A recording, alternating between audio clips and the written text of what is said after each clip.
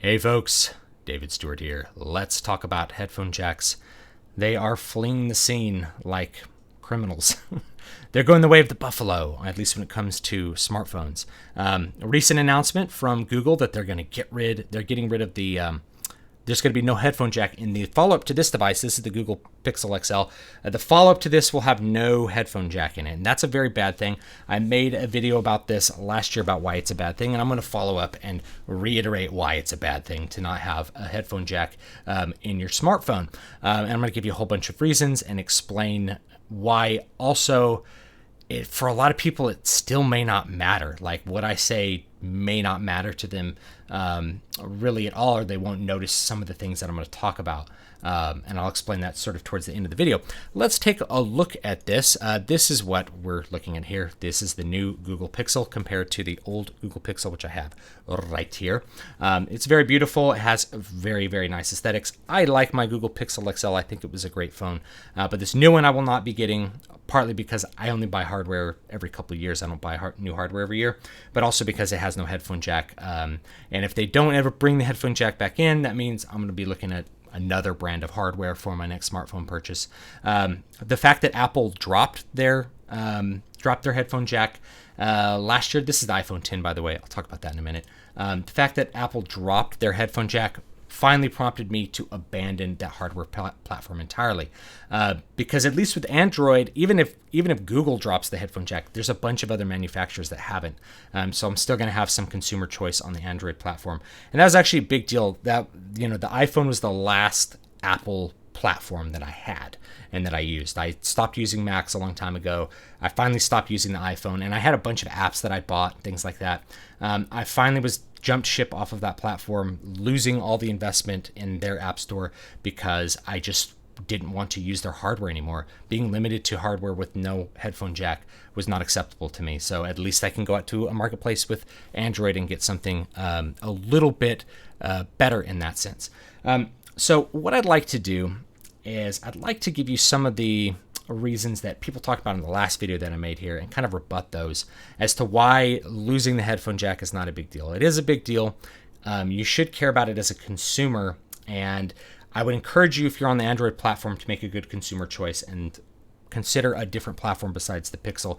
This one from last year was great, but this year's I would encourage you to not buy and to think about something else. Okay. And by the way, Google does own YouTube, so we'll see.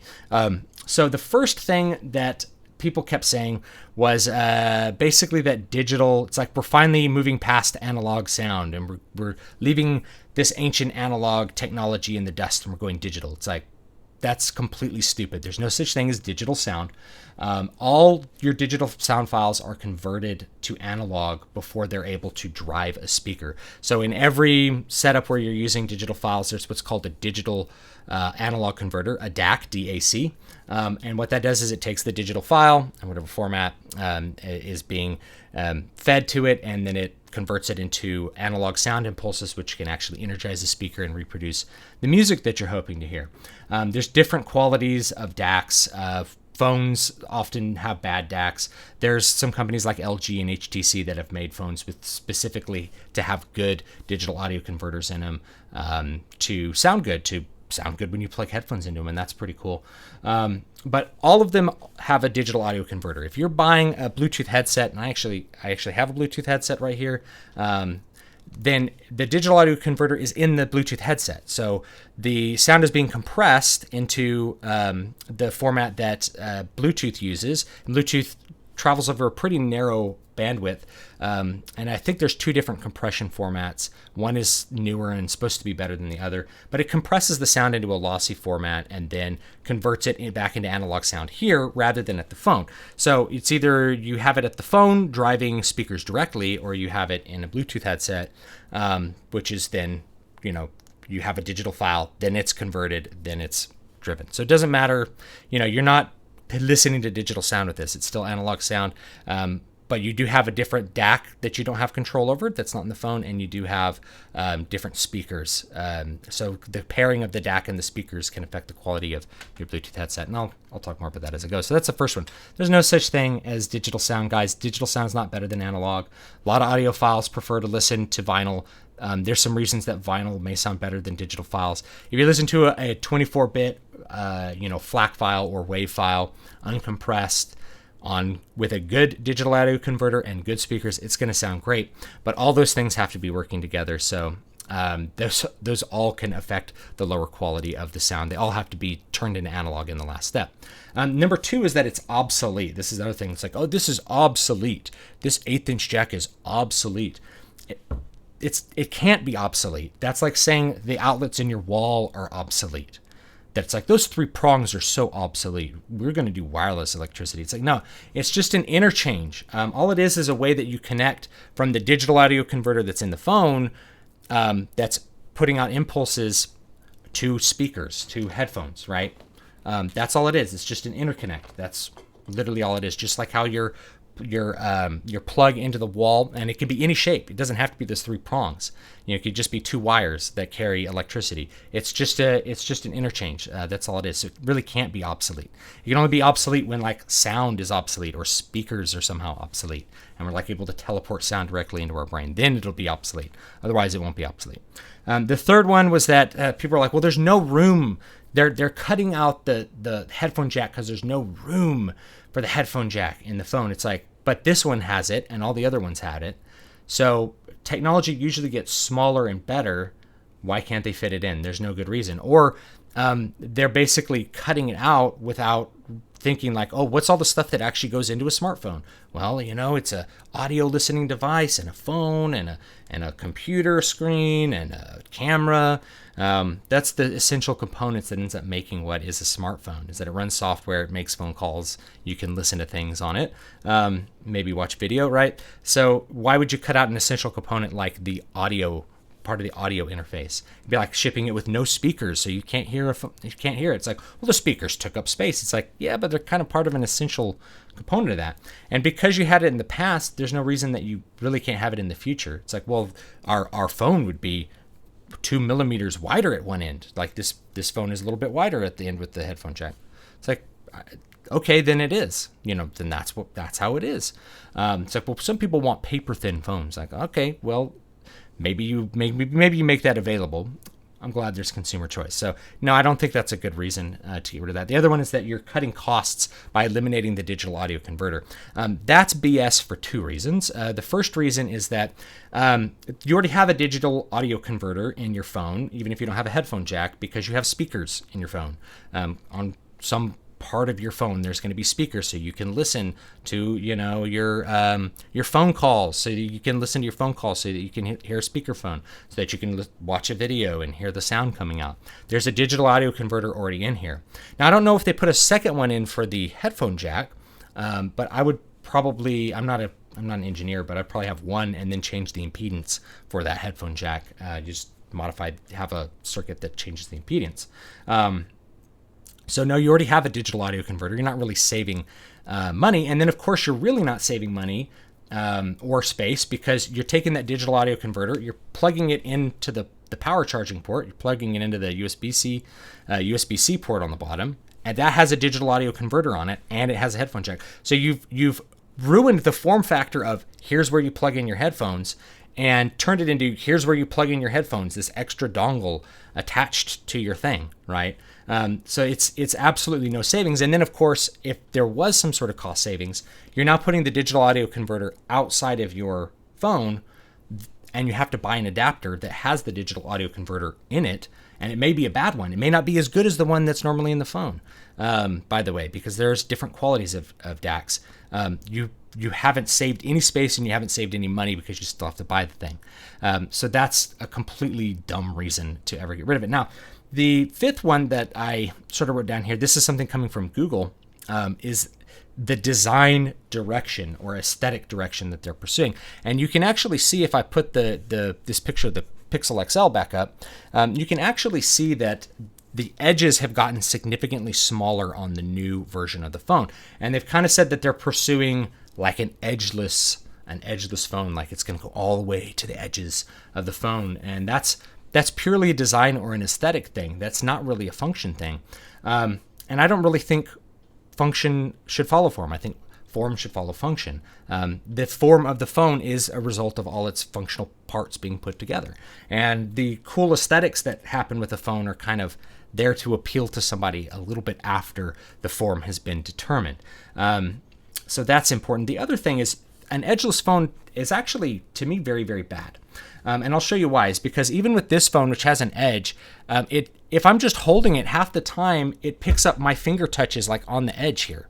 And I don't know if you can actually see that, but like if I just pick up my phone and it'll think that I'm like trying to unlock the phone when I'm just holding it. Right? You have to hold the phone somehow, and unless you're like super just gonna hold it by the tips as you make a phone call.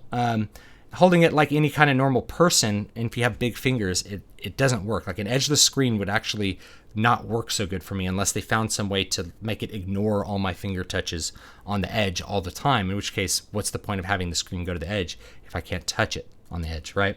So I actually think that that's probably a bad design direction to go in. And I don't think an edge is a big deal. So it's a bad functional design direction to go in.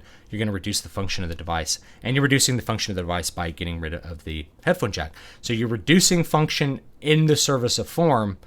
I don't agree with that. I think that that's a bad choice for consumers. But it is one of the more interesting things that they've said. Is like, we're doing this for aesthetics. Like, okay. That's kind of like selling somebody a power generator without an outlet in it because the outlet looked bad. It's like, well, this is kind of like an essential part of the function. The sixth one I wrote down, people said, well, Bluetooth is fine. Actually, Bluetooth is not fine. I have my Bluetooth headset here, which I reviewed at some point. It's a cool headset, but it doesn't sound as good as real speakers. It never could, partly because it's bone conduction, but also because it's Bluetooth. And with Bluetooth, you have a compression. Whatever good audio source file you start with, if you're starting with a good source file, it's getting compressed down to a more lossy file and then uncompressed when it's converted to analog, and that produces noise and other kinds of artifacts and reduces the quality of the sound. So no, Bluetooth is not okay. It's okay for some setups, but if you want really high quality sound, it's really not okay. The other problem with Bluetooth is that even though it's like, it's a trade-off thing, right? You're getting rid of a wire to have this, and maybe people don't like the wires that much. It doesn't bother me that much. These are bone conduction headphones, and thus the only Bluetooth thing I have, because they're bone conduction, not because they're wireless. The wireless part, I would actually prefer if they had like some sort of headphone jack in them, because then I could use them with more devices.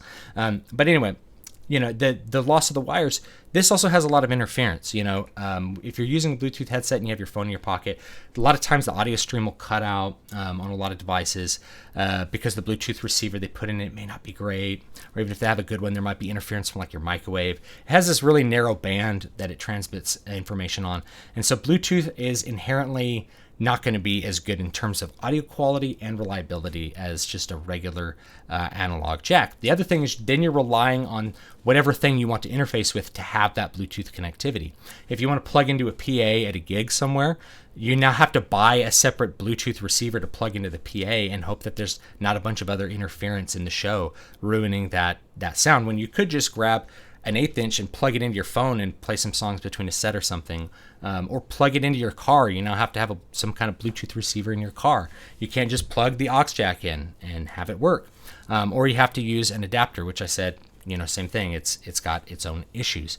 Why would you have this big dongle when you can just put it in there? Well, how is that an improvement in form, or an improvement in function? Either there. So that's the other thing too, is like, Bluetooth is not that good.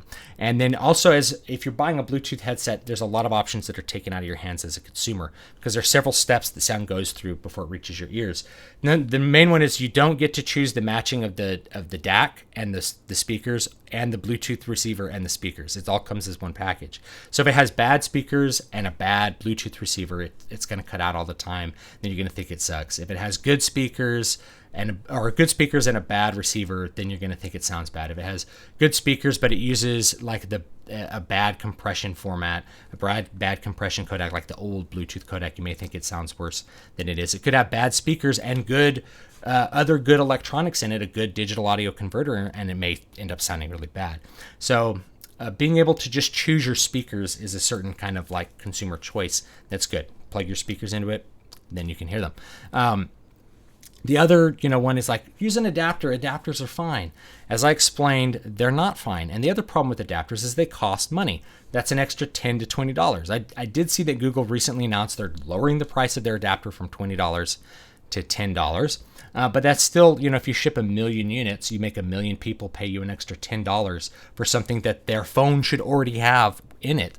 That's kind of like gypping the consumer. That's very anti-consumer to me. I don't like it.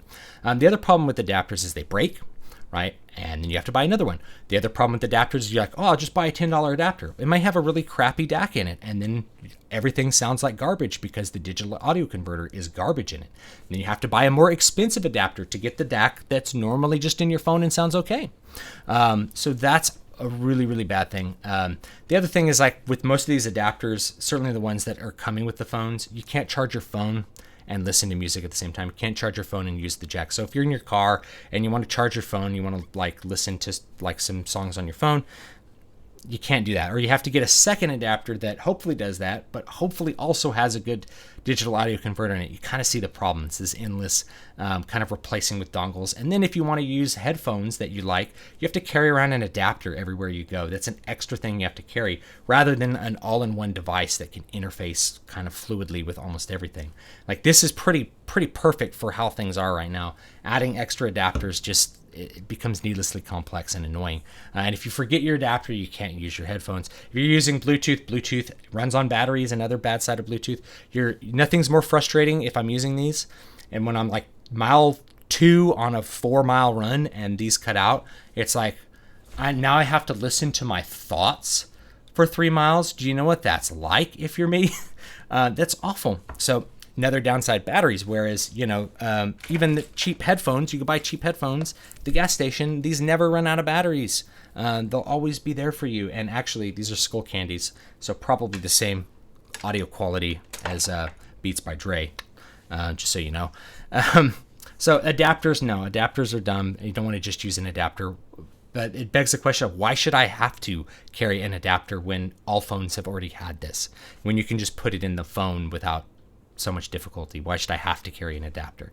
And why should I have to pay an extra $10 per, if I want to use these crappy $10 headphones, I have to pay an extra $10 to $30 to $40 on up for adapters in order to use a really crappy headset. How is that pro-consumer to make them pay a bunch of extra money to use something that was cheap and easily available before? I don't think so. I think that's very anti-consumer. Some other ones I've heard is like, well, people didn't complain that they had to get up and click their TV when the remote control came out. It's like, that is not an audio interface, right? That is not headphones. It's not a good analogy, partly because headphones go like 2 feet from your phone to your head or from your stereo to your head. Whereas a remote control saves you the time of having to stand up and walk across the room. That's a completely different thing. And if the remote control had reduced the quality of the visual medium that you were watching, called television, people would have complained about not having the dial on the TV. If they gave you a controller and no buttons on the TV, then your controller runs out of batteries. You can't change the channel or turn off the TV. That's a better analogy. You break the controller and now you can't even turn on the TV. You have to go buy a new controller to use the TV. And the picture's fuzzy for some reason because the controller's in the room. That's a much better analogy. The other one is like, hey, you guys, remember when Apple got rid of the floppy drive? It's like, I do remember when Apple got rid of the floppy drive, but the floppy drive was legitimately becoming obsolete. 1.4 megabytes in 2000 would house like Microsoft Word files, and that was pretty much it. Didn't house much of anything. But it was still kind of a bad move because they didn't replace it with any other removable media that people could use.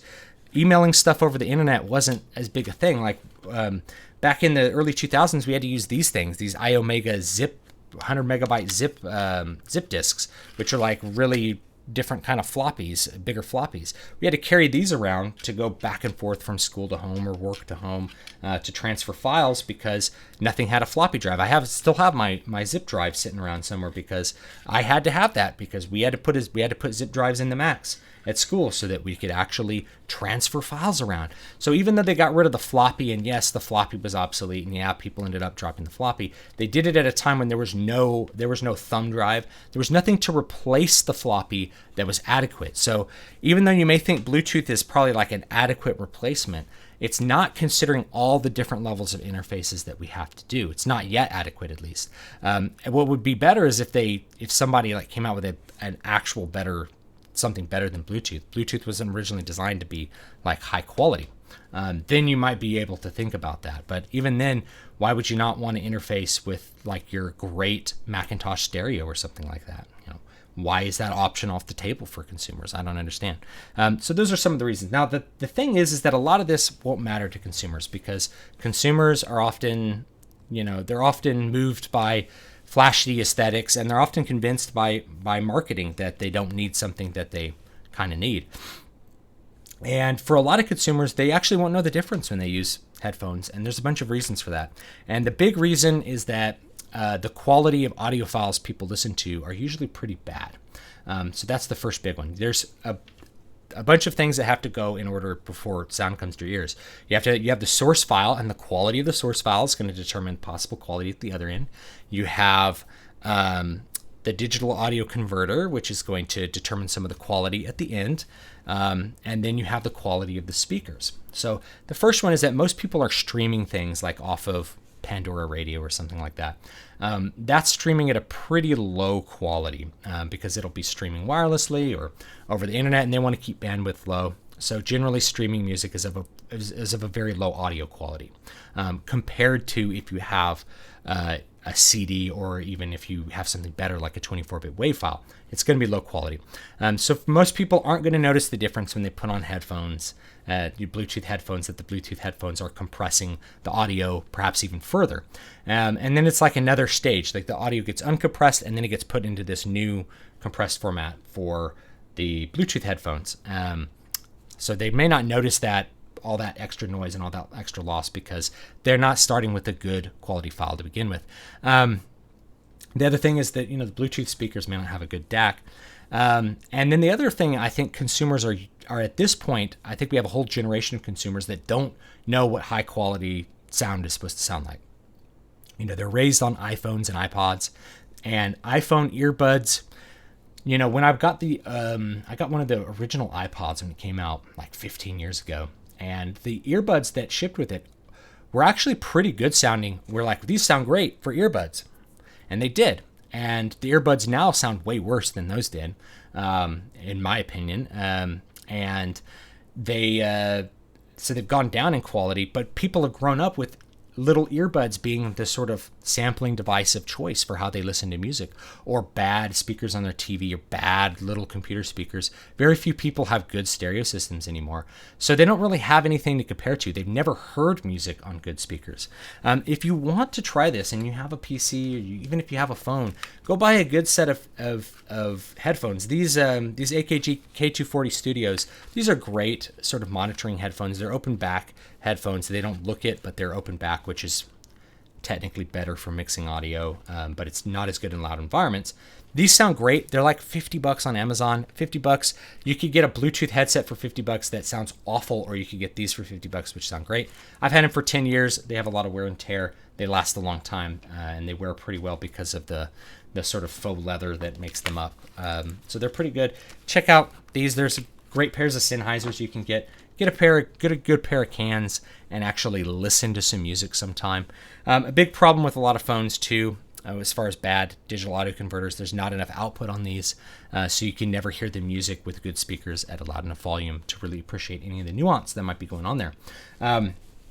So most people listen to crappy sources, and then they listen on crappy speakers.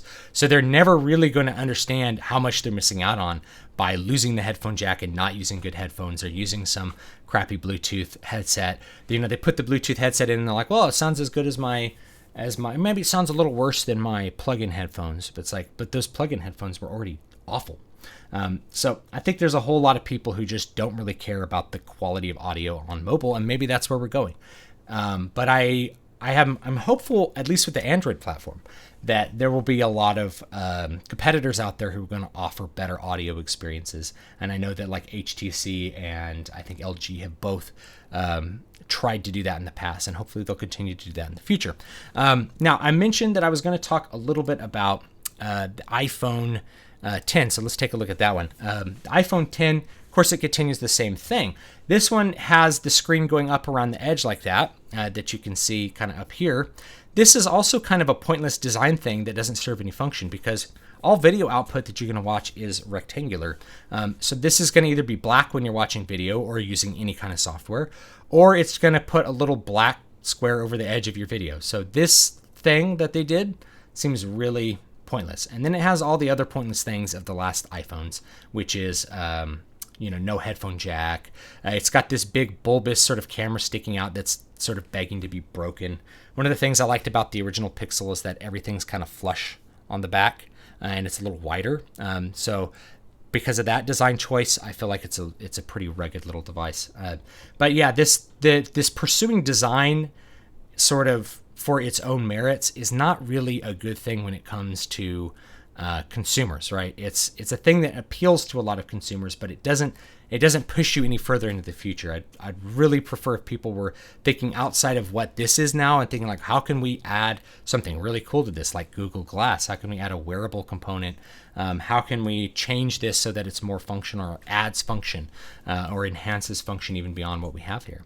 The smartwatch kind of had a potential to do that, like things like Fitbit.